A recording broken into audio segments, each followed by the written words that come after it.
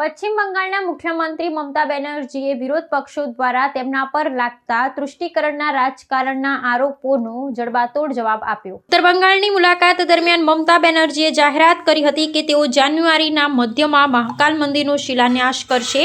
આ પગલાં દ્વારા તેમણે સ્પષ્ટ સંકેત આપ્યો છે કે તેમની સરકાર તમામ ધર્મોના સમાન વિકાસ અને આસ્થામાં માને છે. મમતા બેનર્જીએ જણાવ્યું હતું કે લોકો મારા પર ખોટી રીતે તૃષ્ટિકરણના રાજકારણનો આરોપ લગાવે છે, પરંતુ વાસ્તવમાં હું સાચા અર્થમાં બિન સાંપ્રદાયિક છું. હું ઈદમાં જાઉં છું, દુર્ગા પૂજામાં પણ જાઉં છું અને હવે મહાકાલ મંદિરનું નિર્માણ પણ કરાવી રહી છું. જાન્યુઆરીના મધ્યમાં મહાકાલ મંદિરનો શિલાન્યાસ એ ઉત્તર બંગાળના સાંસ્કૃતિક અને ધાર્મિક પર્યટનને વેગ આપવાની દિશામાં એક મોટું કદમ માનવામાં આવે છે. તેમણે ઉમેર્યું હતું કે બંગાળની સંસ્કૃતિ દરેકને સાથે લઈને ચાલવાની છે અને તેમની સરકાર કોઈપણ ભેદભાવ વગર તમામ મુદ્દાઓ માટે કામ કરી રહી છે. મમતા બેનર્જીની આમ જાહેરાતને રાજકીય નિષ્ણાંતો આગામી ચૂંટણીઓ પૂર્વે હિન્દુ મતદારોમાં પોતાની છબી સુધારવાના પ્રયાસ તરીકે જોઈ રહ્યા છે. ભાજપ દ્વારા વારંવાર તેમના પર લઘુમતીઓના તૃષ્ટિકરણના આક્ષેપો કરવામાં આવે છે, જેની સામે હવે મમતા બેનર્જી મહાકાલ મંદિર જેવા પ્રકલ્પો દ્વારા પોતાની હિન્દુ વિરોધી છબીને ભૂંસવાનો પ્રયાસ કરી રહ્યા હોય તેમ જણાય છે. আর একটা সুখবর দিই, জানুয়ারি মাসের সেকেন্ড উইক নর্থ বেঙ্গল থেকে আমি দেখতে পাচ্ছি সঞ্জয় টিবরেওয়াল এবং দুগাড়ের সহ অনেকে এসছেন। মহাকাল মন্দিরের শিলান্যাস হবে। জমি কিন্তু আমি দেখে নিয়েছি, রেডি করে দিয়েছি। পুজোর দিনও আমি মনে মনে ঠিক করে নিয়েছি। ট্রাস্টের একটা মিটিং করে বাদ বাকিটা আপনাদের কাজটা করতে হবে, যেটা হচ্ছে আর্কিটেকচারটা। টাকাও জোগাড় হয়ে গেছে, আমি বাজে কথা কম বলি। এই যে দুর্গা মন্দিরের ট্রাস্ট ইতিমধ্যেই যা টাকা জমা পড়েছে তাতে আমার মায়ের মূর্তির দাম উঠে গেছে। বাদ বাকি হিটকো থেকেও খরচা করতে হবে, ইনফ্রাস্ট্রাকচার, কালচার। আমাদের 250-300 কোটি টাকা নানা রকম সাংস্কৃতিক অনুষ্ঠান, ইনফ্রাস্ট্রাকচার, ট্রান্সপোর্ট, কার পার্কিং এগুলো তৈরি করতে হবে।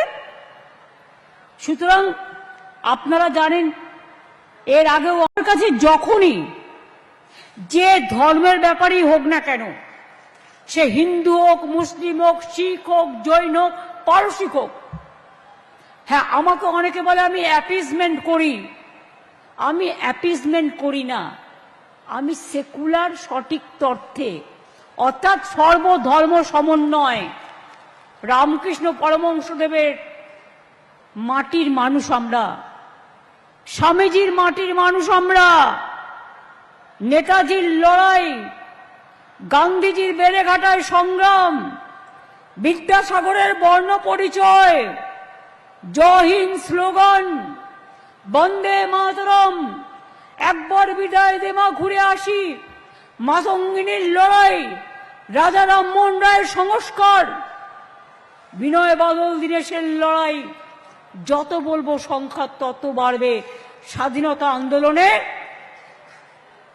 মনে রাখবেন বাবা সাহেব আম্বেদকর প্রথম সংসদ হিসেবে নির্বাচিত হয়েছিলেন বাংলা থেকে। কেউ কি জানেন আপনারা? নেতাজি সুভাষচন্দ্র বোস, তার রাইট হ্যান্ড ছিলেন শাহনওয়াজ খান। আমি তার একটা স্ট্যাচুও করে দিয়েছিলাম এখানে যোগবাজারে, আমার মনে আছে। কাজেই সব ধর্মকে ভালোবেসে এমন কোন ধর্ম আমায় দেখাতে পারবেন না যার প্রোগ্রামে আমি যাই না। যখন আমি গুরুদ্বারায় যাই আমায় মাথা ঢেকে যেতে হয়। কই তখন তো তোমরা আমাকে কিছু বলো না, তাহলে আমি রোজায় গেলে তোমাদের আপত্তি কেন? এই যে আজকে আমি প্রোগ্রামে এসছি, আমি চাদরটা গায়ে দিয়ে এসছি, কেন জানেন? কারণ মা দুর্গার শিলান্যাস হচ্ছে। এটা আমাদের ধর্ম শিক্ষা যে কেউ, আমরা হিন্দুরা মেয়েরা দেখবেন যখন পুজো হয় মাথায় কাপড় দেয় বউরা, গাটা ঢেকে নেয়, কারণ হচ্ছে এটা ওদের কালচার। আর সব ধর্মে কোনো না কোনো কালচার আছে। সেই কালচারটা আমি যদি বলি মানবো না, হয় কখনো ভেঙে দিচ্ছে, লুটে নিচ্ছে, তছনছ করে দিচ্ছে। কে থাকবে কে থাকবে না, কত মানুষ আজকে অসহায়।